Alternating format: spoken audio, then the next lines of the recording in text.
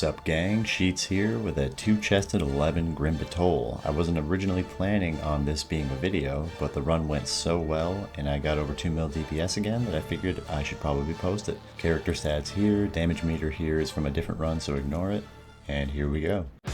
Be sure to join my Discord where you can get all my UI add-ons and weak aura info, and please do all the YouTube things. So to start every run, I do a wind rush just to get the group out there a little bit quicker. So Grim Batol, a lot of people don't like this dungeon, I think because there are a few really tricky pulls with some dangerous mobs, this first one being one of them. So we got a 3-pack with a caster mob that needs to be interrupted, and a dragon. Some people take this dragon into the next hallway and pull the patrol. I personally don't love that approach, it just makes things a little dicey, and it makes it hard to line of sight the umbral winds that the dragon sends out. Umbral Winds is a roughly 3-second cast that is uninterruptible, unstoppable, so you either take it in the face or line of sight it. If you take it in the face, it's going to launch you in the air backwards and do a ton of damage, so if you don't have a defensive, good chance you're going to die in a higher key. Now if the tank does take this pack into the hallway and grabs the patrol, it makes it really tricky because it might launch you off the platform right here. In addition to Umbral Winds, he'll cast Twilight Flame on a random target that will put an arrow above your head. You need to move away from the group as that'll drop a couple of pools in the area that'll do damage to anyone standing in it. So again, if you're doing this pull in the hallway with this patrol, it makes it really tricky to dodge the pools and line of sight Umbral Winds while getting the interrupts. It is possible, I've done it, it's just a little dicey. Once I start pushing the higher keys, I'm sure that's going to be a requirement just to make time. But for now, for anyone trying to run keys up to a 10 or even an 11, if you're a tank, just take those first 3 mobs with the dragon and then move on to the patrol. So the patrol is pretty straightforward, 3 mobs, 1's a caster, burn them down. Then we're going to move on to this pack, which our tank is an absolute Chad and pulled both of these and then the other one in the next hallway. Now looking back at this recording, I see that he called for Lust here about a minute ago, and I did not see it. And I admittedly am the worst at actually hitting my Lust button. I always forget, and it's a running joke amongst my WoW friends. So if you ever see me on stream and I miss Lust, don't be surprised, feel free to call me out on it. Now some Shaman specific things, I did have a Tempest going into this pack, as well as Primordial Wave, Trinket, and Ascendance. So the order of operations you want to do is send a Flame Shock to one random target, tap target to the next, or select specifically a caster mob that you know you have to kick, send Primordial Wave, Lava Lash to spread the Flame Shocks, then do Trinket, Wolves, Tempest, that'll hit Tempest on every Flame Shock target, go into Ascendance, hit a Crash Lightning, and then do Doom Winds, and then blast off Wind Strikes over and over and over.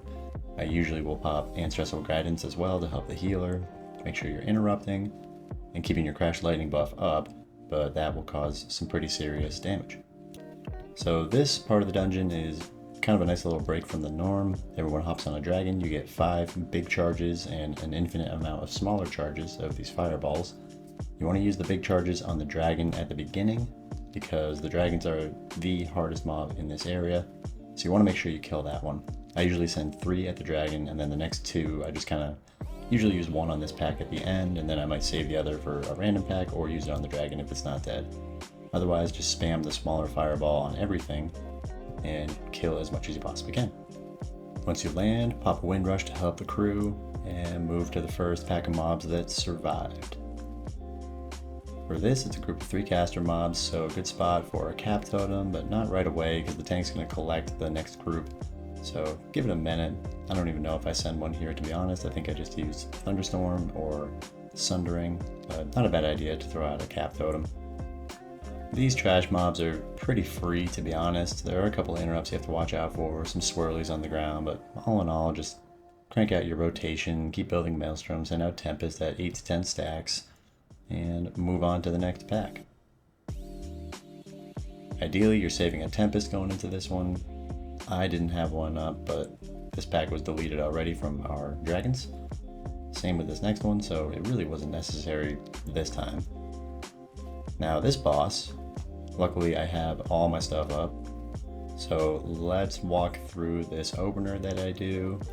This time I actually did hit the Lust button. I used Pot, Primordial Wave, Wolves, send out a Storm Strike to build up Maelstrom, and then go into Trinket, Tempest, Ancestral Guidance, Ascendance, and then Wind Strike over and over and over. And you can see my damage goes up very fast compared to the rest of the group. Single target Enhanced Shaman, if you do the rotation right, is pretty impressive.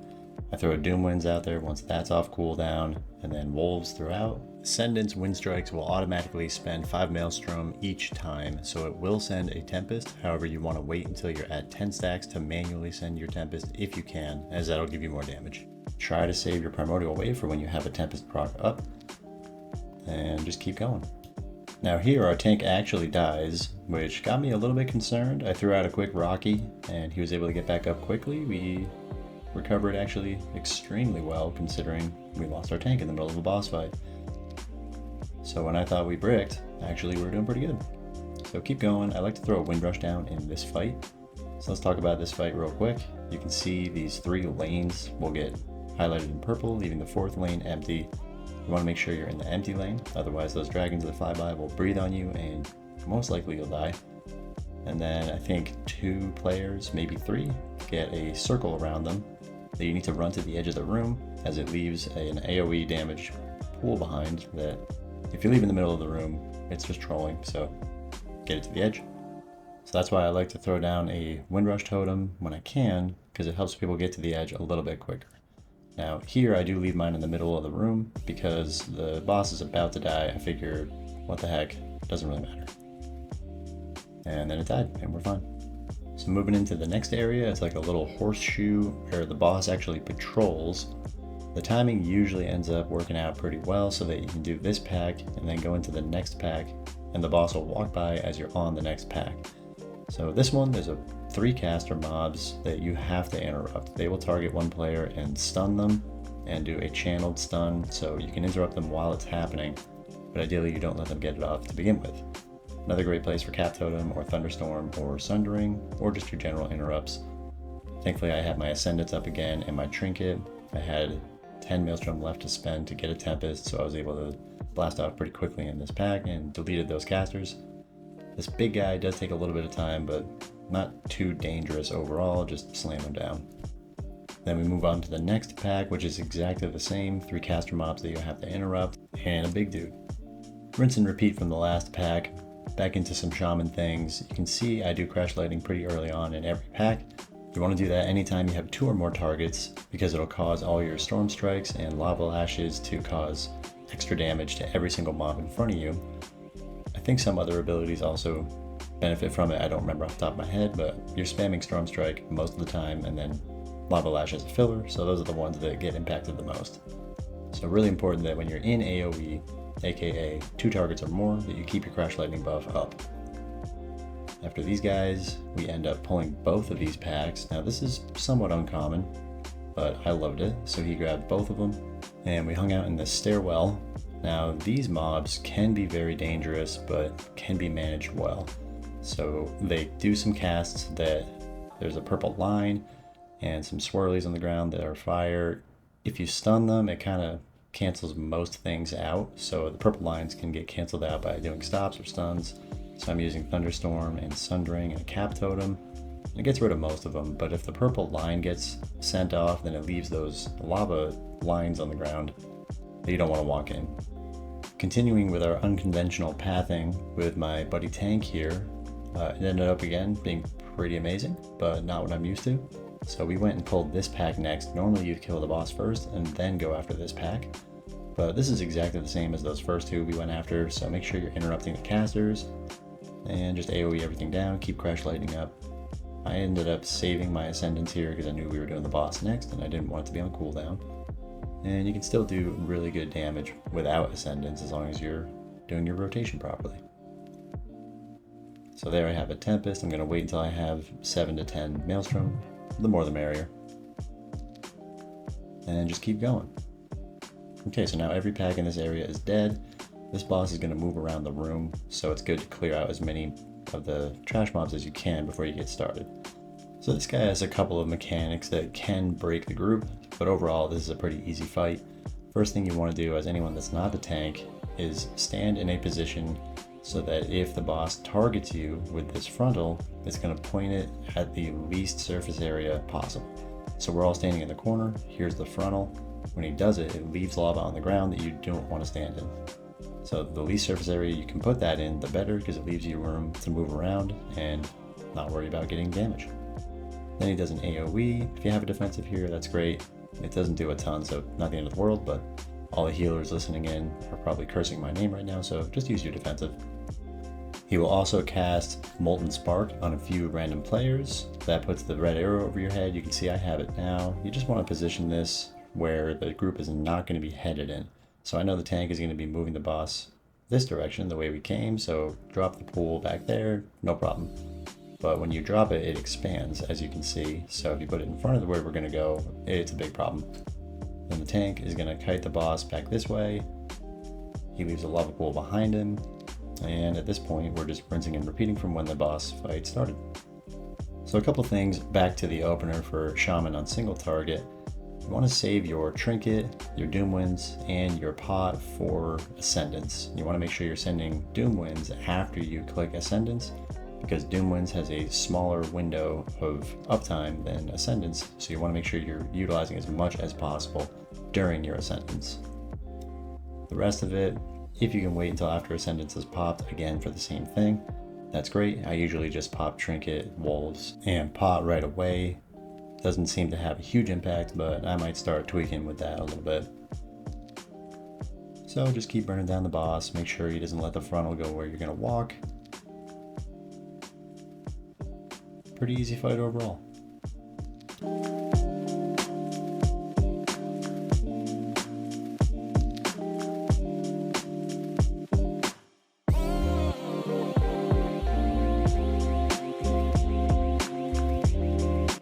So this next area is where we see our first lava benders, probably the most difficult mobs in this dungeon other than the dragons. Debatable on which one is more difficult, but probably this one. So they are going to do a frontal. It just showed on screen, but it was going off the edge, so you couldn't really see it, but it's a big flame frontal that you want to dodge. And at, I believe, 30%, they'll do Ascendance, where they do an AoE puddle around them, that if you're in it, you'll likely die, so move out of that. And they just kind of truck in general. The tank pulled in some other packs on top of him, so we're cleaving those down, making sure we're interrupting. Grabbing this pack after for percent. These guys, same thing, just make sure you're interrupting whenever possible. Throw down a cap if it makes sense, and burn. I'll skip ahead through the rest of this part because it's a lot of the same. Make sure you get your interrupts off, watch out for the lava benders, frontals, and AoE damage. There's only one right here that you really have to worry about. Burn these guys down. We do grab the sleeping mobs in this next area. Some people don't pull these. I think it just depends on the tank and what route they're taking. I don't really know, I just slap. So after this next pack is the boss area. Most of the time you're going to pull the two lava benders at the same time and focus one down. This time our tank just went left and went straight to the boss. We'll get back to the lava benders, but this boss, he has a cast that if you can interrupt it, it certainly helps the tank. A little short way through, he's going to spawn a fire elemental. Make sure you don't stand in that puddle. The fire elemental is going to target one player and fixate and go towards them. Don't let it hit you if you're the targeted player. If you're not the targeted player, make sure you burn it down quickly. If it ends up hitting the targeted player, it does a huge party-wide damage, so it's definitely a priority to kill. Once you get this part of the boss down, he's going to jump off the edge onto a dragon, fly up, and this is where the real fight begins. So save lust for this part. Dragon will fly up. Now what happened here was pretty special. I don't think our tank meant to do this, but he ended up pulling in the two lava benders into this boss, which I had never seen before, but it ended up being a absolute blast. Now during this dragon fight, he spawns two fire elementals that target two players, and he puts pools around you. We've got the lava benders doing frontals, we've got them doing their ascendants, so this got a little crazy. What you'll see happen most of the time is the tank moving the boss over behind a brazier off to the left. This way it forces all the adds to spawn right on top of the dragon, and it makes all these little flames that are going around the room nice and tight in one spot so they're easy to dodge. Now I'm going to give my tank buddy here the benefit of the doubt and assume he knows some crazy new tech, because these flames really weren't an issue and the ads also weren't really an issue, so maybe this is a new tanking spot that I was not aware of.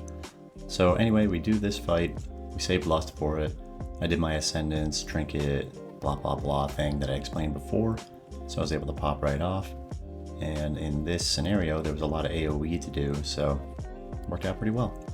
Dragon does a giant frontal, you want to make sure you dodge that, but really you don't have to worry about it if they're tanking them against the wall, just stand behind. He also does a giant pushback, so make sure that you're positioned at all times between the wall and the dragon. You don't want to stand near the cliff, because if he does the pushback you'll get blown off and then you're dead, and when you're dead it's not good. So I'll speed through the rest of this fight and the next section. After this, you go after this pack. There are some definite interrupts you want to make sure you get, otherwise just burn them down. I had Ascendance up for this, so my AoE damage was popping. Now at this point, a lot of groups will take this dragon, but we had enough percent, so you hug the left wall and you can skip it. Just be careful, because if you do pull that dragon, it's unnecessary percent with this route, and the dragon's a big pain in the butt. So now we're gonna get all these little ads with a big Corruptor ad. The Corruptor is what you want to watch out for, but great opportunity to do some big AoE damage. Ret Paladins usually have a lot of fun here, but we can too. So the Corruptor is the prio target, Lava Lash, your Flame Shocks to everything else. Dodge the pools. If you stand in one of the pools and it gets you, it's gonna mind control you and you're gonna fight the group. That's just not good, so stand out of those pools.